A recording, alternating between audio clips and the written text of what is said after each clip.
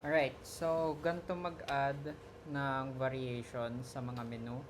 So just edit or mag-add kayo ng item. Yan, so edit natin to and then lagyan natin to ng variation.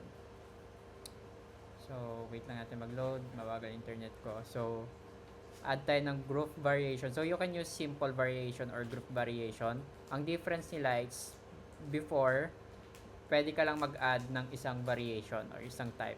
Pero here, pwede ka na mag-add ng different types. So, for example, flavors. And then, maglagay tayo ng required. Then, dito pwede natin piliin. For example, buffalo. Yan. Na walang addition or buffalo and buffalo or wala akong alam, parmesan. Parmesan. Yan. So I don't know the flavor sa mga chickens, pero after nyan you can click on update item.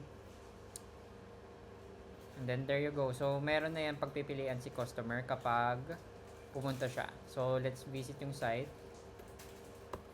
And then let's look for wings platter. This one. So yan, mamimili tayo kung parmesan or buffalo, right? So pag nag-add to cart tayo, we will see here na pinili natin parmesan. So yun lang guys for this video. Bye bye.